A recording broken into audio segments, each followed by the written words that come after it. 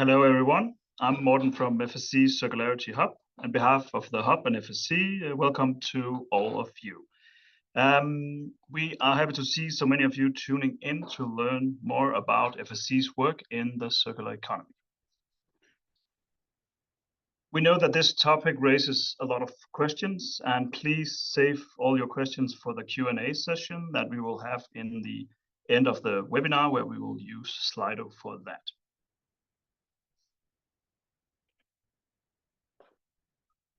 Besides listening to me today, you will also hear from my two co-presenters. That's Laura Dalgaard-Worm, the lead of FSC's Circularity Hub, and Fabian Farkas, the acting Chief Markets Officer at FSC International. Fabian will leave after his presentation, just so you know that. During the next hour, I will explain a little bit about what circular economy is. And then Fabian, he will tell you why circular economy is an important topic for FSC and what the role of this Circularity Hub is. Then Laura will update you on the work we have done so far and our plans for the coming year. And then you will listen to me again, explaining how stakeholders can engage with FSC Circularity Hub, with FSC on circularity, and then we'll have the Q&A session in the end.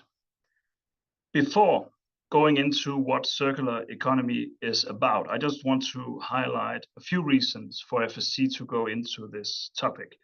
Fabian will explain more in 10 minutes, so this is just a teaser. But first of all, circular economy is a priority to FSC to work with and to develop more solutions within.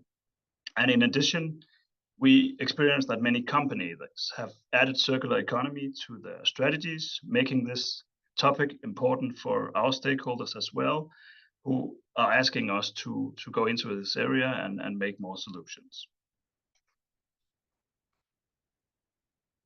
At the same time, we also know from reports that the demand for forest-based materials will increase, making wood a resource to handle with care. And lastly, we are actually already involved in circular economy with FSC Recycled and also with a solution for responsible sourced forest materials as circular tools. But what is circular economy about? I'll give a very short introduction to this, just for you who are not aware or for you who need to have it refreshed. And before explaining the circular economy, we need to look at the economy that is dominant worldwide today. The global economy is linear, like this illustration shows. Materials are extracted, products are manufactured, then distributed and sold to an end user, who at some point get rid of the products that is disposed. You can also see from this illustration that FSC offers certification solutions based on that linear economy. Wood and forest-based materials are harvested in a forest, processed in a sawmill, turned into a wood product, distributed and sold to a consumer. So that's how we typically see supply chains today, and that's also where we see FSC's role in the supply chain. It is important to stress that we also have some elements of circularity in FSC, besides certifying that renewable materials are responsibly sourced. And that is the FSC Recycled and FSC Mixed labeled, which allow the use of reclaimed and recycled materials, and thus provide an instrument that contributes to the achievement of some part of the circular economy. We launched the Recycled label more than 15 years ago. However, incentivizing recycling is only one out of many actions for being more circular. And that's what we need to be as a society, to be more circular. The linear economy has led to resource scarcity, biodiversity loss, waste, harmful losses and releases. And as you know, several planetary boundaries have been reached or exceeded. And being more circular looks like this. This is an illustration of the circular economy and how we transition to it, avoiding the negative impacts that the linear economy brings along. Transitioning to this economy brings a lot of good stuff: job creation, efficient use of resources, it reduces waste, greenhouse gas emissions, and make sure that we can meet current and future human demands. And that is why this transition to circular economy is important for all the other big agendas that we have right now, whether it's global warming or biodiversity crisis. As this illustration shows, within the circular economy, we want to keep products and materials in loop and circulation for as long time as possible. We want to avoid waste, and we want to reduce the need for virgin materials. And we need to design materials and products with that in mind. And that is really what the circular economy is about. And therefore, you can see a lot more steps and supply chain actions in this illustration compared to the illustration of the linear economy that I showed before. And the circular economy can be achieved by implementing all the steps or some of the steps in supply chains and make sure that products are designed for them. The circular actions that you can see here are repair of products, reuse of products, leasing products instead of traditional purchase and sell of goods. It's repurpose, refurbishment, remanufacturing of products, which keeps them alive for a longer period by restoring them, upgrading them, or adapting them. And then, of course, we have recycling and recovery, as mentioned before, which is also part of the transition to circular economy. And whether you are FSC, a certification scheme, a company, a government, or any other entity that wish to implement circular economy or some parts of it and enable the transition, you need to pay attention to these 10 strategies or action listed here that we also know as the 10 R's. The more dark green, the bigger impact the action have on achieving the circular economy. On the last slide, I talked most about actions 3 to 7, which is about keeping products in use, because according to the research that we have done in the Circularity Hub, that's the actions that are most feasible to consider when we talk about what can FSC do on an operational level to integrate circular economy and circular solutions in our system.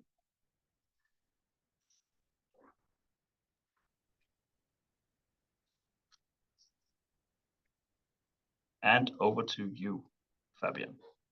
Thanks, Morten. Good morning, good afternoon. Hello, everyone. My name is Fabian Farkas. I'm the Acting Chief Markets Officer at FSC International. That means I deal with all our marketing and commercial topics. And what I want to focus on is, before we really go pragmatically into what FSC's work on the circular economy is, why are we picking up this topic? Why is it important for FSC? In FSC, we work with forest-based materials, which of course means that our core materials are renewable from the outset. So one could even ask, why do we need to look into circular economy and develop solutions for it that go beyond FSC recycled and reclaimed materials? And the answer to that is that it doesn't really matter where you're looking. If you're looking at building industry, fast fashion, packaging, furniture, energy sector, car industry, everyone's looking in the direction of forests to reduce their carbon footprint and to transition away from fossil fuel-based materials. On top of this shift in material types, companies are also adding circular economy to their strategies for future-proofing. For them, it is a logical and straightforward way of risk mitigating and making sure that they have raw materials in the future as well. Many of these companies, of course, are FSC certified, FSC sourcing policies, are FSC members, and of course are looking at us to provide solutions for them, which is in our interest as well. If we add, if we look at where we are with that, then we don't need to look any further than the World Bank that's projecting that by 2050 we will see a 400% increase in demand in forest-based materials across industries. With that, the math becomes quite simple. Our forests cannot really supply this quantity of materials and still be managed responsibly and be truly regenerative. So on one hand, you have the very positive news that industries are looking towards forests for resources. On the other hand, you have the challenge that we won't have enough according to World Bank and many other similar sources. So FSC has to find ways to reduce the pressure on forests, while at the same time ensuring that all industries have the amount of responsibly sourced materials that they need. And in this way, we try and help facilitate the transition toward circular economy. In addition, we also see a different trend, which is coming from policies and regulations that are being introduced in most regions of the world. They are under development, under implementation, to ensure that we as societies transition toward a circular economy. It doesn't really matter if we look at China, India, Europe. You see corporate sustainability reporting regulations that require large companies to disclose on circular economy policies, actions, targets, metrics, which also, of course, affect their suppliers and sub-suppliers. You will also see new global standards like ISO outlines how to transition to circular economy and measure circular performance. We see increase in eco-design regulations around product durability, repairability, recycled content, and other circular aspects. And in various countries like US, South Korea, in the EU, Latin America, Africa, we are seeing extended producer responsibility legislations to reduce material use and waste, use recycled materials. And we also see a strong rise in renewable energy regulations, particularly in India and the EU. And so at FSC, we need to identify how we best support companies in adhering to these regulations as well, and what our role around that is and can be. And that's where the Circularity Hub was launched in 2023 as an initiative within FSC. It's launched as a dedicated accelerator that translates FSC's circularity goals from the strategy. So they are already strategic for us. Plus, it also takes a request for circularity to FSC and in FSC, translates that into actionable roadmap and solutions that enable the circular transition. What that means is that we are firstly focusing on scaling up existing FSC solutions. We want to explore new solutions both within and beyond FSC standards. And we want to foster partnerships with organizations and donors to promote circularity. The way we do that is that the Circularity Hub is anchored in FSC International's Marketing and Commercial Unit, so my unit, and works closely with a steering committee consisting of representatives from most of the units across the FSC Secretariat, as well as a consortium of thought leaders from academia, industry, and NGOs, including FSC International members, and closely coordinating with our international board of directors and various committees. The way this works is that the team behind the FSC Circularity Hub is having engagement as the core principle of the work. So there is a lot of engagement with many stakeholders internally and externally, with the aim to be constantly in sync with market needs and emerging transition trends around the globe. So that's happening through interviews, online, in-person workshops with stakeholders, looking at existing reports and analytics. And through all that, the FSC Circularity Hub gets inputs to develop ideas and get suggested solutions. Then what's happening is to use small-scale rapid pilots to test the ideas with the aim to qualify ideas before spending a lot of time on perfecting them. So that's kind of the setup of where we're coming from. What's more interesting to see is what some of these ideas and work areas actually are. And so for that, I will hand over to Laura. Thank you, Fabian. Okay, so you've now heard that we've been in existence for almost 2 years. So I'm sure you're curious about what is it that we've done so far and what is it that we're planning to do as the next step. We knew we needed to make a lot of informed decisions. So before even starting out, we decided to analyze trends and legislations and input from all of our different stakeholder groups in different regions in the world, because we needed to figure out where do we start first to have the biggest possible impact. This led to these 5 topics, which are the ones we are now working on. They range from promoting existing solutions and removing barriers in our existing solutions to also developing completely new solutions to be added to the FSC system. So I'll dive into each one of them a bit more to make it a bit more tangible. The first area that we're working on is very obvious. We need as FSC to promote the existing solutions that we already have, because their use could be increased and it could actually benefit a lot more organizations than the ones who are using it today.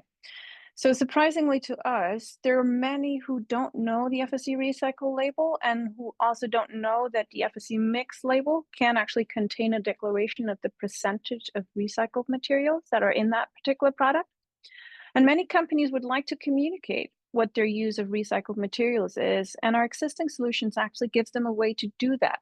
So we need to make sure that they know that these options exist and that they continuously use them.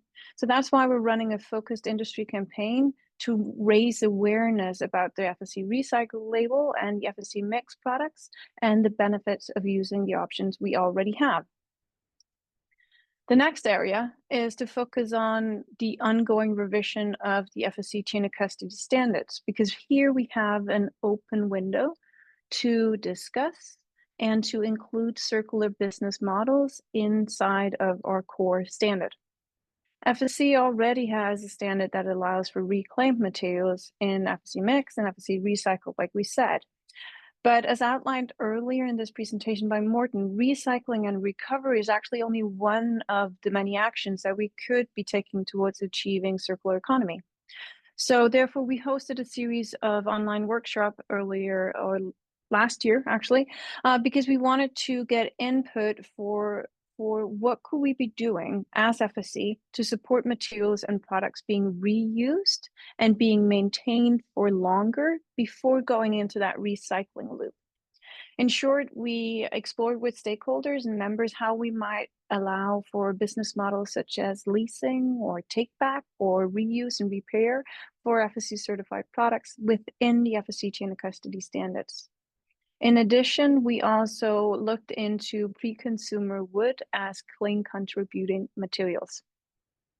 This ended up in specific suggestions for solutions, as well as 4 questions related to them that went into the conceptual phase of the chain of custody revision. PSU has also made an initial, PSU is our performance and standards unit, who's also made an initial analysis of the potential of including all of these different business models in the chain of custody standards, and have concluded that it is feasible to include leasing and take back in the next phase of the chain of custody revision.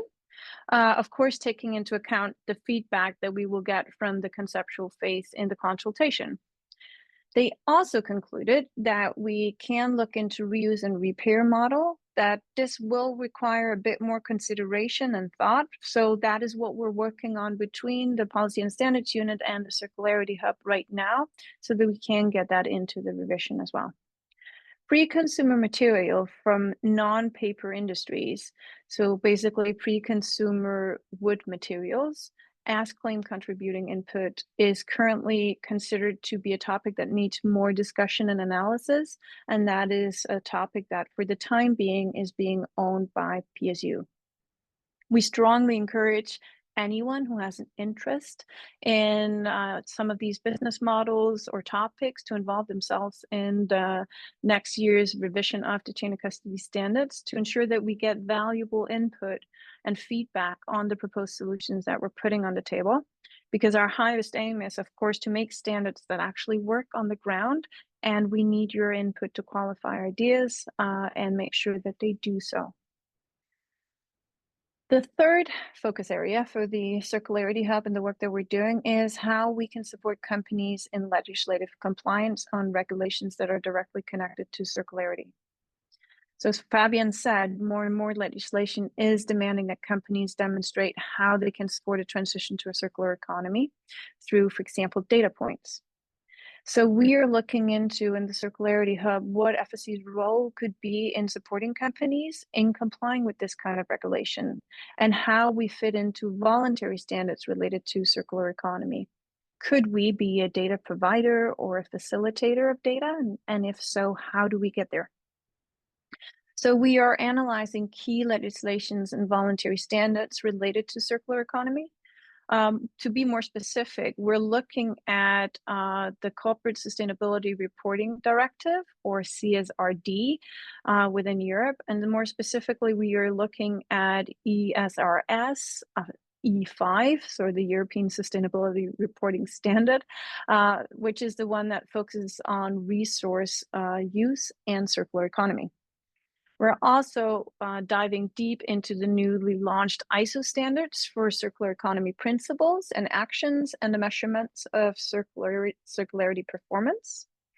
And we are also looking into other related legislations like extended producer responsibility and eco-design regulations. We are also looking into whether we can identify other or similar standards related to circular economy as such to get an overview of what are different markets facing. The output of this work, which is quite nerdy work, is two different things. One is a larger analysis with specific proposals for a possible voluntary add-on or add-ons to the FSC solution set. So sort of like what we're seeing our reply to the European deforestation regulation being. This would then go to the FSC leadership. So the proposals here are aimed at increasing FSC's contributions to companies' compliance to circular reporting requirements and sustainable business practices from a performance and reporting perspective. It's very important here for me to underline that because we're doing this work, this does not mean that we have decided yet to add such add-ons or to create them. It is merely a first step of us creating an overview of what would such an add-on contain, what could it include, and why would it include so, just like we did with the regulatory module. And then we will make a decision afterwards. The other output of the work is an overview of the gaps or potential alignment on a topical level between FSC and some of these relevant legislations that I mentioned before. All of this has been analyzed and will be made available for use because we know that a lot of companies are looking for, well, where can I actually find the data points that I need? The fourth area is the most complex of the 5 areas that the Circularity Hub is working on. So we have more and more legislation around the globe who's not only pushing for data points, but which are also pushing for an optimized use of materials and resources, and which are calling for an implementation of cascade principles. Before I just assume that you know what cascade principles are, let me just pause and explain what that actually means. So the goal of cascade principles is to maximize resource efficiency of biomass. So essentially anything natural that, in our case, we take out of a forest. This is done by prioritizing where do we use that biomass and always prioritizing material use for products over energy use whenever possible. So basically meaning that we need to ensure that biomass fibers stay available in the system for as long as possible. Cascade then happens when biomass is first processed into a bio-based product, and then that product is used at least once more, either for materials or for energy. This is a single stage cascade. So you have first a product and then you reuse it either for a new product, so recycle it, or for energy. Then we also have multi-stage cascades, and this is the essential part for circular economy. That occurs if the final product is used at least twice before it's used for energy. However, if biomass is used directly from the source to energy, this cascade process can't begin. For forest-based materials or for woody biomass, this means that materials should be used in the first place for wood-based products. Then those wood-based products would have to have an extended lifespan through, for example, services like repair. Then the product should be reused, meaning undergo no transformation. Then it should be recycled, meaning transformation where you take the fiber, you potentially dissolve it, and then create a new product from it. And only after that, you can use it for bioenergy. So according to these principles, you can only use biomass directly for energy production if there is no other appropriate environmental or economically viable use of the product. These are the principles behind cascades, and these are currently not reflected in FSC's solutions. So this leads to the question of what should FSC do now that more and more legislation is pushing in this direction? Right now, FSC has no role in defining what certified materials could be used for, and we don't have any means to support that products and materials are kept in loop for multiple cycles. So in the Circularity Hub, we are working with this area from 3 different angles. The first one is, how can we support, as FSC, how can we support companies in optimizing the choice of materials within a single use cycle? Or put it more plainly, how can we make it easier for companies to choose the best possible material for the exact product that they're putting on the market? What is FSC's role in that? The second thing that we're looking into is, what is FSC's stance on cascade principles and how we might support multiple use cycles, either through incentives or rules. Right now, we don't have an official position, so that is what we're also working on. And lastly, if we go in the direction of cascade principles, how do we make sure that forest owners are still incentivized to responsibly manage their forest and maximize their social and environmental impact of their forest management? What is the role of FSC in ensuring that they also benefit from products that are in use over multiple use cycles? A large chunk of the work of defining what we will be doing on this will happen over the next year. This is where we start engaging with everyone on this call and with all of our membership and all of our stakeholders in general. We don't have answers to a lot of the questions that all of these giant topics create, but we do have ideas, and we want to engage with all of you on them so that we can help shape those ideas and take them to the next level. Morten will talk in a minute about how you might get involved in this conversation if this is one that interests you. Then we have the final topic. Now my slides are locked. Here we go. The last area that we're working on is one that's also new to FSC, and we're looking at this both from a risk mitigation perspective, but also looking at it as an opportunity that we need to explore the potential of. We call this non-forest bio-based fibers, which is a horrible name that we constantly get wrong. So excuse me if I stumble on my words as I say this in a second. To make it more simple, think about agricultural waste or agricultural byproducts. So very tangible. Imagine a cup where 80% of that cup, like the one in the picture here, is actually made out of rice husk or coffee ground or wheat straw, and only 20% of the fibers in that cup are actually FSC certified forest-based fibers. This cup could today, and it does, carry an FSC mix label, because all of the forest-based fibers in the cup are FSC certified, and all of the non-forest-based fibers are considered neutral. What we're looking into is whether this is a risk to the FSC and to our brand, because we don't know where 80% of the fibers in that cup come from. We don't know whether they come from a deforested land or controversial sources, and we set absolutely no requirements to them. The consumer in many cases actually can't tell apart what is forest-based and FSC and what is not forest-based, because they're combination products where the fibers are indistinguishable from each other. So our question is, do these consumers then assume that all of it is FSC because it carries our label? We know that a lot of these products are on the rise. We know that more and more companies are exploring how to use them. But we are trying to gauge, well, how much are they growing? What is the projections of how big a percentage of the FSC certified product scale that they will make up in the future. We're trying to map that out.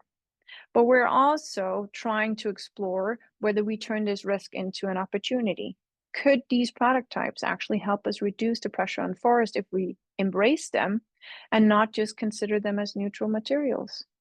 This then sparks a series of very technical questions like, does such a mixture damage the recyclability of these fibers? What is the carbon footprint? Is it even better? And what requirements can we set to where those fibers actually come from? We're reaching out to companies to learn a lot more about where they are and what they're working on right now and what they think that they will be working on in the future.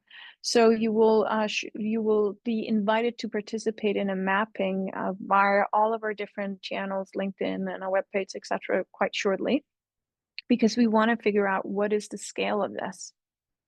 That was a lot of talking for me. So let's go back to Morten and hear a bit more about how we might get involved. I will just... Thank you, Laura. Our progress on this is shaped and informed in dialogue with all our stakeholders and members. And as Laura mentioned, we have ideas. We had a lot of ideas. And on some areas like chain of custody and FSC recycled, we also have specific suggestions for solutions. So now we are moving into a phase of deeper engagement with stakeholders and with members.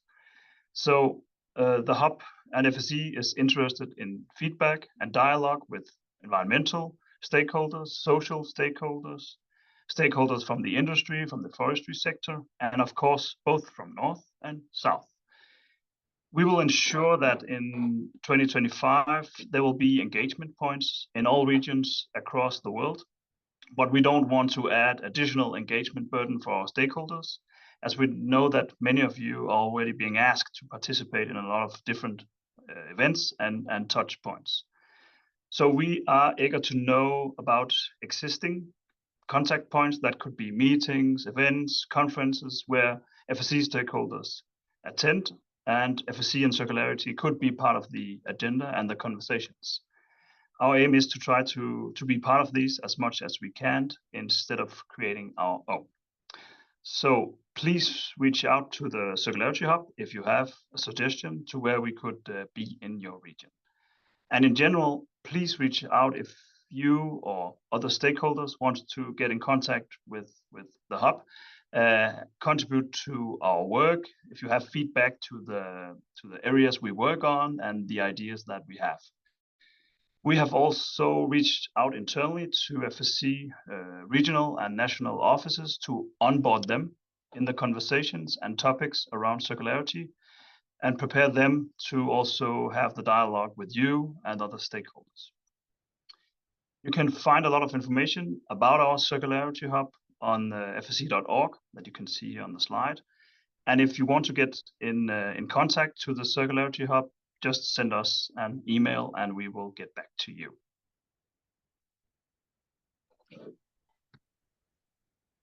Okay. And this is where we actually have quite a lot of time to answer questions and get in dialogue with all of you who are online today. We ask you, because of GDPR, we ask you to remain anonymous in the Slido, but just post your questions and then we'll do our very best to reply to them.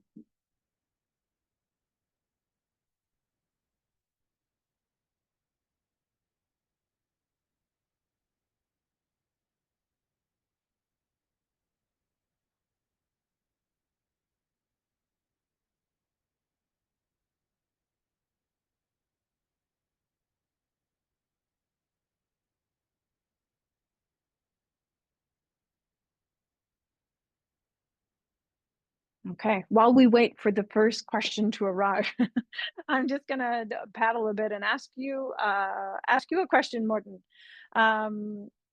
What is the part of all of this work that gets you most excited? What is your favorite part of the work that we're doing? So that's really in the chain of custody standards, because that's where I see that we have some low-hanging fruits.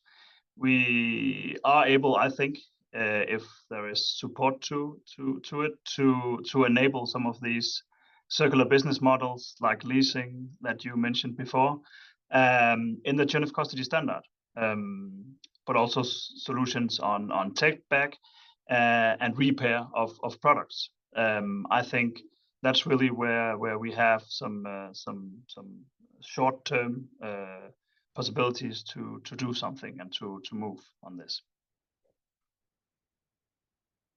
Okay, we now have the first question. In the paper industry, many companies label their products as FSC recycled while using the mixed logo. When will this loophole be removed? Okay, now we start getting a lot. Fantastic. Well, I'm not sure that I agree that it's a loophole. That because if the content is 100% recycled, then they are actually allowed to use the mixed logo with recycled in that small box in the top. If you want to have it removed, this is one of the things that you can feed back through the chain of custody revision and conceptual phase that is going on at the moment. Okay, just going to see if I can click the next one.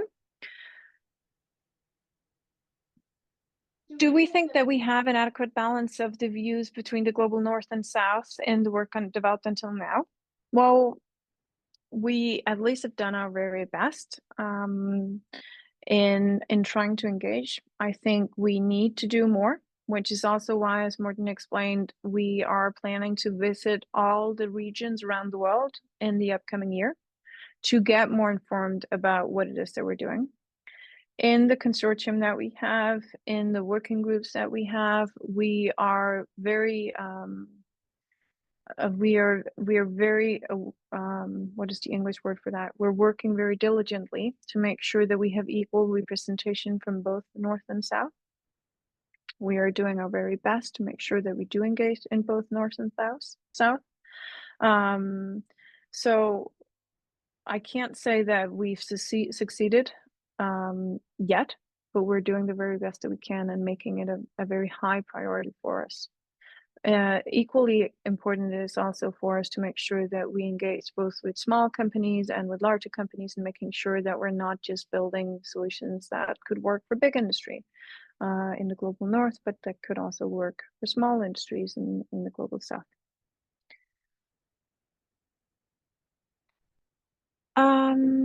Okay, so I have to read while I talk.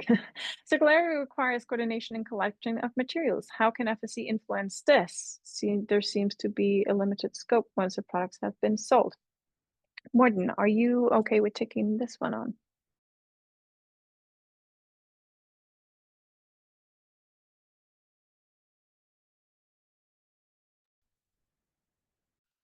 Sorry, I just had to unmute.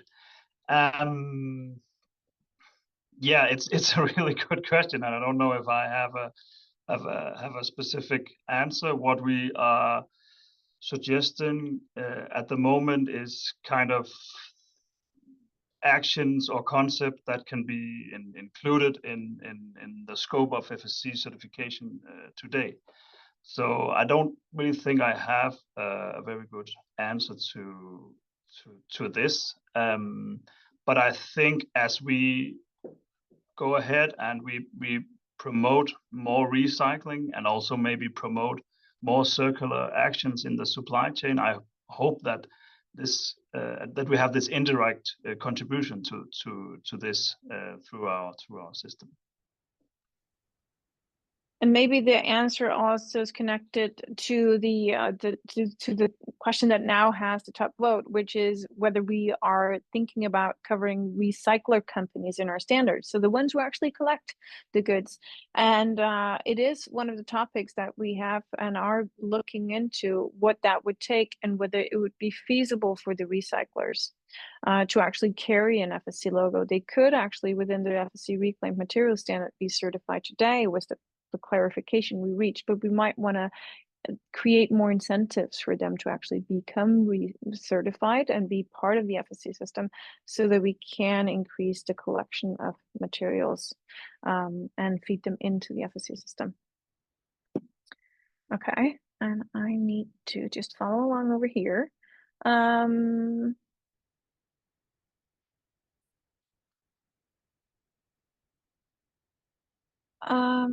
Okay, Morten, can you take the next one, and then I prepare for the one after that.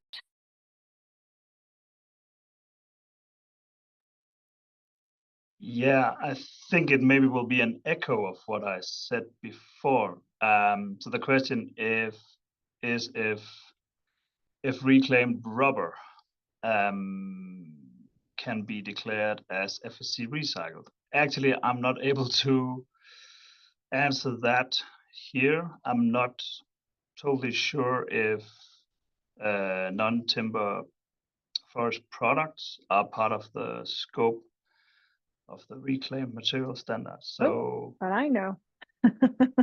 I actually know the question, I know the answer to that because I happen to work with a company who uses recycled rubber. So today, if you are buying recycled rubber, and it is and actually for rubber non-timber and non-timber forest products, they are equaled right now by PSU to paper-based materials, meaning that you can actually use them as pre-consumer materials as well. So if you are buying recycled rubber and you're using them, and if you want to declare it as FSC recycled, then of course it has to be all of the rubber in that product that is recycled. So that in that case, then yes, you would. If you are adding virgin fibers to this, then you would likely end up in an FSC mix, but where you can then put the Mobius loop to show the amount of recycled content you have in that product. In terms of the next one, which is whether we are considering to include the recycled man-made cellulosic fibers in the textile sectors in new standards, then absolutely. We don't discriminate between different fiber types. But to my knowledge so far, recycling of man-made cellulosic fibers isn't at scale to a point where it's very feasible. But it is absolutely one of the product groups that we have a focus on because we know it's also an area of big innovation in that industry. Okay, I am just going to take the next one. What are the challenges regarding the idea of digitalizing wood supply chains and the potential of tracking the wood from forest to the end consumer? So this is not really that circularity related, but I happen to sit on that team too, so I can likely answer to it. The challenge, well, the challenge, there are many challenges. One is having all of the supply chain using the same platform or have multiple tracking platforms being interoperable and sharing data. That's one challenge. We will soon start attacking that challenge when we launch the FSC Trace platform, which is a blockchain-enabled platform. Another challenge is that for many products, they aren't built in batches, meaning that they aren't actually, we take this log and then we create it into this table that is then sold to this company who can then lease it back, etc. And therefore you could have a cycle of tracking. Many products are instead produced through credit systems and in bulks, meaning that you have a heap of products and then you take some from many different origins and you combine them. And that makes tracking of an individual log from end to end really difficult, and it becomes really difficult then also to take that information back afterwards. So those are some of the challenges of tracking. There are many more. We are giving a webinar on the 10th. I'm happy to share a link on all of our digital tools with FSC Trace as the center of that. We're then being asked whether we are considering the indigenous perspective on recycling, and I have to admit, I don't know the indigenous perspective on recycling and how that differs from non-indigenous perspectives on recycling. So we will have to look into that. That's thank you for that note. We'll make sure to look into that.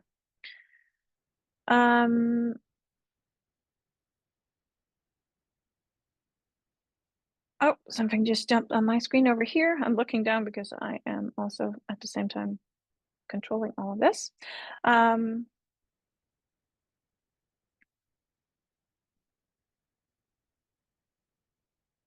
am not sure I understand the question of why would I go through the extra requirement to obtain FSC 100% claim, recycle claim when I could just... I do. So okay, you take that one.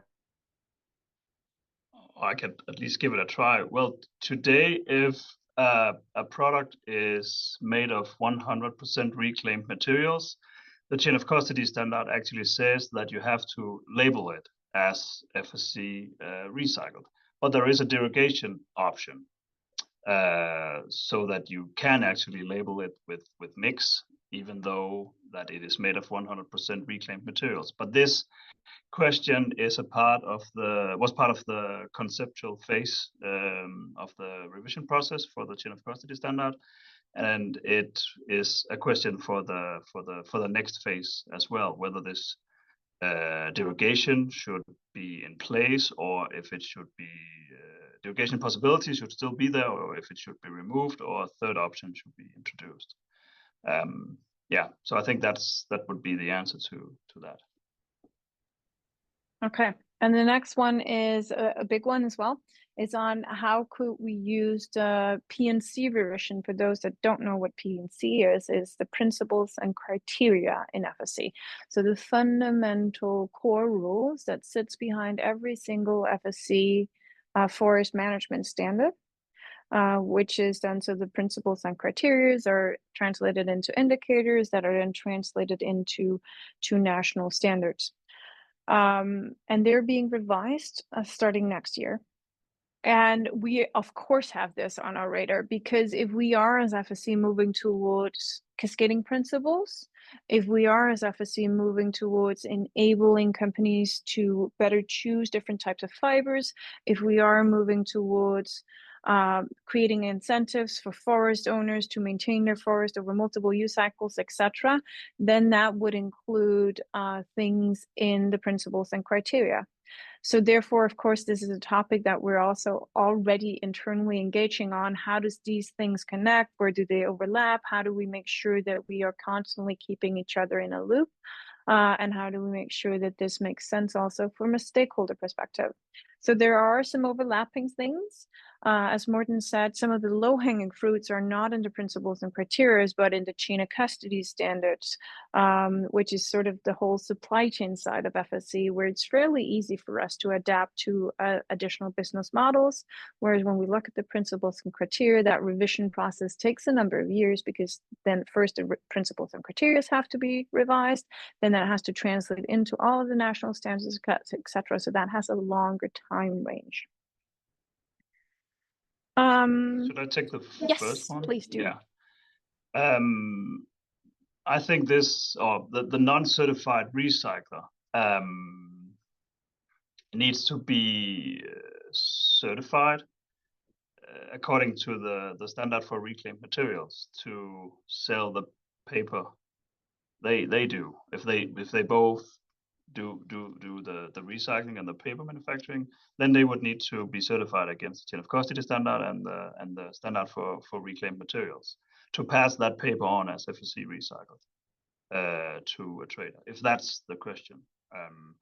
The source where you get the materials from, so like a recycling station, does not need to be certified, but the company that buys the recycled materials and wants to claim and sell them in a new product as FSC recycled, they need to be certified against the FSC standards. And that means having the proper evidence that the materials are post or pre-consumer materials according to the categories that FSC has for eligible reclaimed inputs. Okay, the next question, Morten, I guess this one goes for you. Are you considering other I guess business models beyond recycle, redesign, etc.? Because there's a lot of things that we could consider. Yeah, I think when we talk about all these product retention concept, so all the things that keeps products in use, like the ones we talked about earlier, the remanufacturing, the repurposing. These kind of things are part of the suggested solution for the chain of custody revision. But if we talk about all the principles of design for circularity, which is really a lot to do with the design of the products, design for disassembly, all these kind of things. At the moment, we think they are probably too much out of FSC's scope to be included in some kind of certification solution. But that's just the initial thought. So we are very much focusing on all the product retention concepts, the concepts, the actions that keeps products in use, because that's where we can possibly implement something that will also work on the ground and can be a part of FSC standards. Okay. The next one, which is where do co-products and byproducts fit into the circular economy perspective, considering some of the restrictions for use in recycled products. I think this links back to EU waste definitions, etc. And when is something waste and when is something a byproduct? And it very much fits into the work that we're doing and how we as FSC can enable these products to be used more. This is why we have the whole discussion about pre-consumer wood. So basically parts of products that are being sawed off in production, for example, and which is then a byproduct. How can that be looped back into a use? That is one of the areas where we're saying that actually needs a lot more discussion, because the minute we go down that aisle, we start mixing in with the byproduct waste definition. When we then look at other input material types, for example, when we look at these agricultural byproducts and their role in FSC, that is the whole area that I talked about with the non-forest bio-based fibers, where we see a lot of potential for these byproducts to move out of a waste fraction in the agricultural sector and actually helping us reduce pressure on forests. So there's no doubt that byproducts or waste products, depending on where you set that definition, have a huge role as part of the transition. What we need to be very mindful of, though, is that the minute we start mixing these different fiber types, that we are not damaging the recyclability of these products, and that we're not producing products that has a fairly limited lifespan because we are using a mixture of different fiber types, etc. So that is also part of the work that we're doing in that work stream, is to really make sure that we are not allowing something that actually isn't better for the planet. With the cascade principles, this could mean restrictions for single-use products. Yes, in principle, it could. But that's not something we've decided. It's one of the conversations that we need to have with our entire community. Should an FSC logo be on a product that's used for 5 minutes? Is that a sustainable use of forest-based fibers? That is a conversation that we need to have between all of us. We don't have an opinion on it right now, because that is not an opinion that we as a hub or that we as a secretariat creates. That is an opinion that our members have and decide upon. So in the future, if we do go in and if we do implement some of the restrictions that we're seeing in legislation around the world, if we do align to that, then yes, it could mean a restriction on single-use products, but it's not something that we have engaged with you guys on yet. It's not a discussion that we've had, and it's not a decision that has been made. Okay. I see a lot of people who are writing their names, and it's very sweet that you want to show who you are. Can I ask you, if you post more questions, to be anonymous? It's simply because we want to use this recording online, and when we have names, it becomes really difficult from a GDPR perspective, because you can then withdraw your consent, and then we have to delete the entire recording. Okay, question on non-certified recycler per certified trader was meant to ask that if a certified trader can can claim FSC recycle. Okay, I think I'm just going to try to answer what I think you're asking. So I think what you're trying to ask, and then you will have to correct me if I'm wrong, is if a trader is buying a finished package of paper which is recycled, the paper producer is not FSC certified, but they're gathering recycled materials. Could that trader who's buying that product then claim this product as FSC recycled? And in that case, the answer is no, they cannot. The paper producer would have to be FSC certified and would have to be able to transform that recycled material into being eligible as recycled content. They would do that through various means of proof.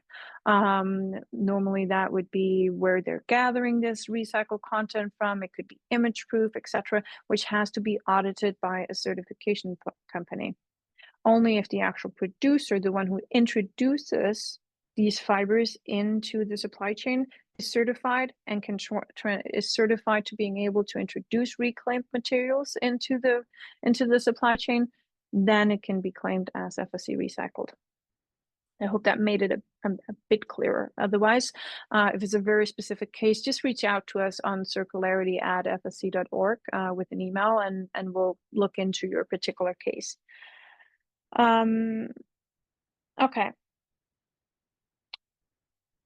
Maybe we actually answered the questions, because I think maybe I just didn't get around to checking enough as answered, but that also fits fairly well with time.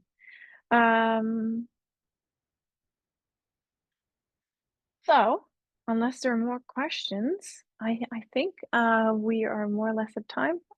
Like I said before, remember to reach out to us on circularity@fsc.org. If you have any questions, if you have particular cases, if there's things that you want to dive more into, if you have ideas, if you want to explain to me what the Indigenous perspective on recycling is, all of these kinds of things, please just inform us, throw things our way. That's what we're here for. We want to learn. Please also utilize all of the information that we have on fsc.org/circularity. We will make sure that a copy of the recording of this webinar is shared with you all, and it will also be placed on our website. So if you have a colleague or a friend or somebody who you think should be seeing this or listening to this webinar and what we're doing, then please do share that link. And I think that's it. That fit pretty well with time. So thank you very much, all of you, for joining today. And for staying, and for all of your wonderful questions. And we look very much forward to engaging with you all a lot more over the coming years, so that we can move on this very important topic. Thank you all.